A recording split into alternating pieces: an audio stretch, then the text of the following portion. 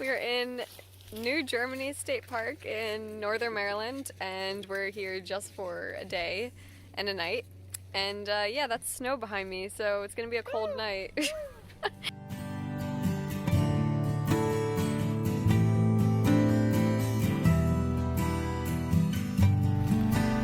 Pretty lake. Oh my gosh, what is this piece of history? That thing should be in a museum. We are straight up ice skating right now. Ooh. Oh my god, stop!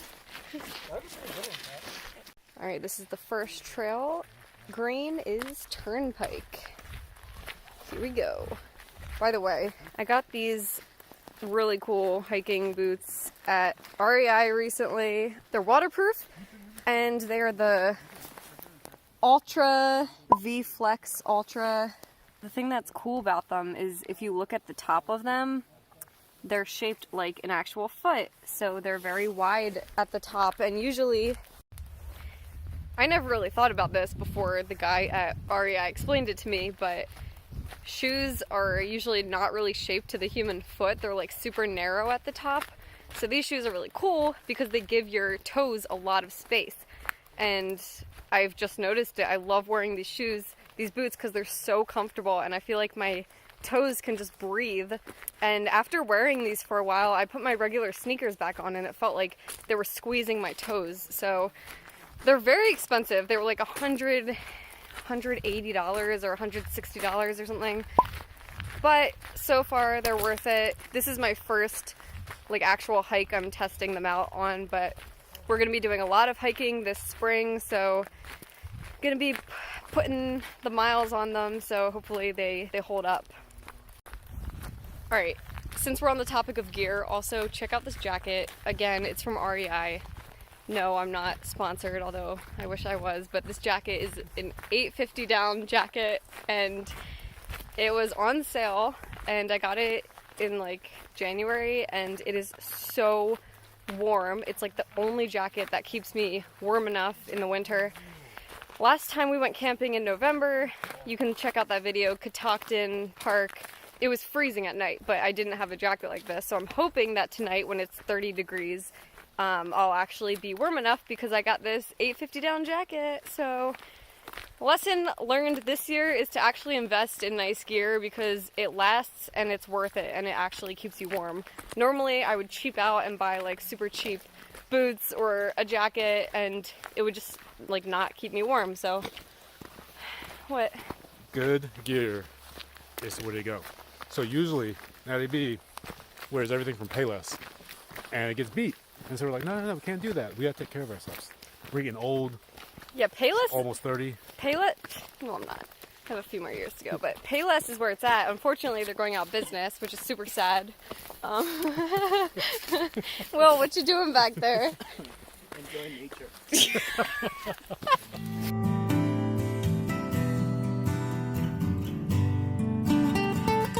There we are, and where are we going? Our campsite is here. So far, we've walked down the turnpike, Green Blaze, all the way to this intersection right here. We've gone so far already. Here.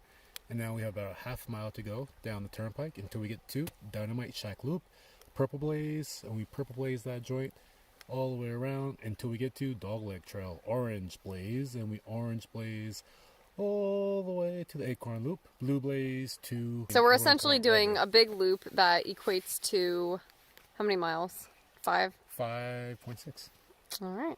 So one more thing I want to say about these shoes, something I just remembered, they actually go straight across at the bottom. I feel like they look like space boots because, again, at REI, they were explaining to me that that is more natural for your feet, whereas usually shoes are made with like a heel. That has a long history of why we even have heels on our shoes. I won't get into that, but basically it's better for your feet to have it just go straight across. It's unnatural to have like a heel. And they are slightly more minimal, so I can like feel the ground under my feet a little bit more than if I get the traditional like bulky hiking boots. So that's why I chose these. So far, so good. I would highly recommend them. Again, it's definitely an investment, but definitely worth the money.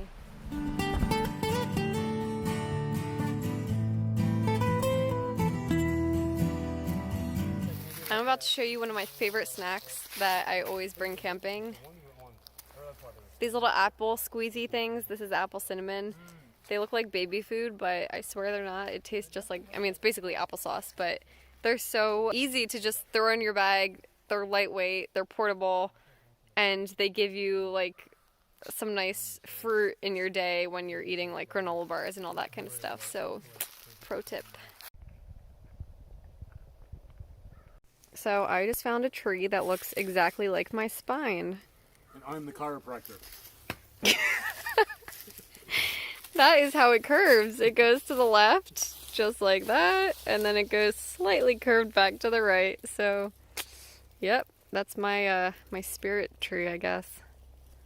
We are back at the campsite with time to spare before the sun goes down. We actually have a lot more time than I expected. How'd it feel? How'd the testing out the pack go? Good. A lot easier than I was expecting.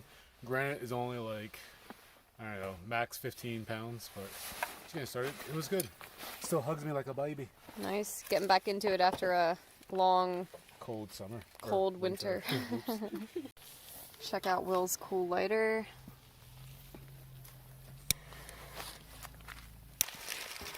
Oh yeah. Alright, so for dinner, we were planning on doing just some freeze-dried meals. This is chicken and dumplings, which I am still gonna have because it's the quickest one to cook. It only takes like 5 minutes, whereas other ones take like 15 to 20 minutes. And we also just ran out and got a pizza, so that's gonna be our dinner. And yeah, I'm gonna have probably one slice of pizza and these. Also, how crazy is it that this says Best by October 2050? Isn't that crazy? Like, I don't even want to think about what the world's going to be like in 2050 or how old I'll be or anything like that, but good to know that this stuff is perfect food for an apocalypse.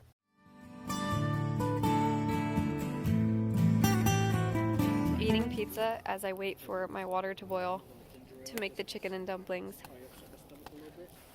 This looks huge. We got fire.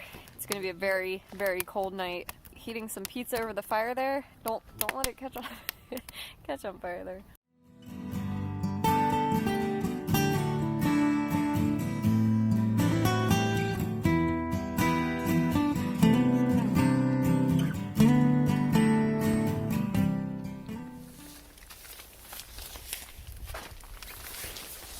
We brought this big blanket, which was a great idea. Since we're car camping, we can just bring whatever we want to keep us warm. So we have that, our sleeping bags. I just had so many. I put those like big socks on top of my socks. Yeah, that's the situation. I slept pretty well. Alright guys, there's an issue I want to talk about, and it's the fact that sleeping bags say that they're fit for something like 30 degrees Fahrenheit, but they're not. Are they actually equipped for what they say they are? Technically, on the extreme end, yes. But for it to be comfortable, you have to add like 20 degrees. So if it's a 30 degree sleeping bag, that means it's only comfortable at like 40 or 50. I would completely agree with that because that sleeping bag was not warm last night, and I think if it was 50 degrees, it would have been comfortable, like fine. Yeah. Not warm, but fine. So Will had like 3 sleeping bags. Will, were you warm last night? You had 3 sleeping bags last night? I did have What?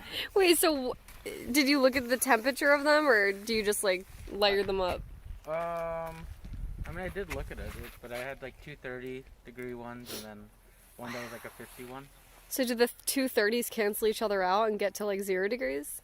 I Is that how that works? But like, I only needed one. I was only wearing one pair of wool socks, and my feet were fine. Wow. Well, These ones, yeah. okay, that's nice.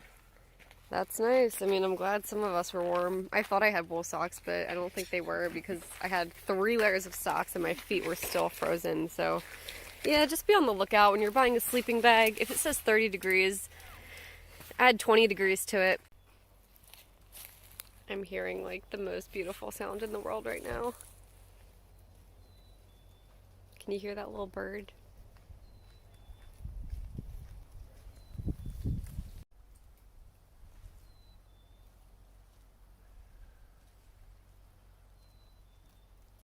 Here's the sleeping pad I got for Pat for Christmas this year, and how was it? Like I said, super comfy. I think finally figured out like our sleep system between this thing, the Static V2, the North Face like Cat's Meow, whatever sleeping bag. This rated to like 10 degrees, perfect. I was warm, I was comfortable. It was like Nice. I don't know. This one is marketed as being super lightweight, and it's super easy to put together. You just blow it up, right? Yeah, it took me 30 seconds to blow it up total. Wow. Like 5 or 6 reps. It was Dang. inflated. I need one of these. I've just been sleeping on this foam roll-out sleeping pad. I like these because they don't require any setup. You don't have to like sit in your tent and blow it up or anything. You just roll it out and you're good. So that usually does the trick for me. And yeah, maybe not the warmest, but definitely gets the job done as far as back support goes. So here's the difference between our sleeping pads. This is the one I was using. It's still pretty lightweight. And this is his. Right there. Weighing in at 16.3 ounces. And it's super compact. Really easy for backpacking. What you doing, that? Building a fire.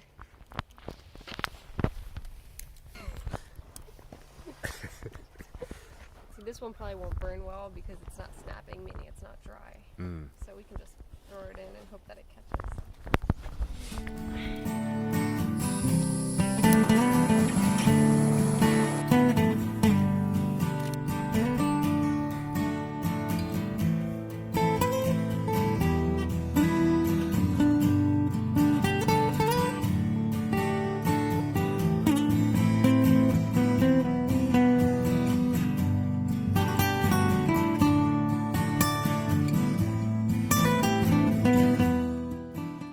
Hiking day 2. Monroe Run hiking trail, Savage Riverside Forest. Just a quick down and back. I think 4.6 miles one way. We're going down and back, maybe, but I don't think we do the whole trail. Yeah, we'll see how much time we have. Yeah. We have to return this rental car later, but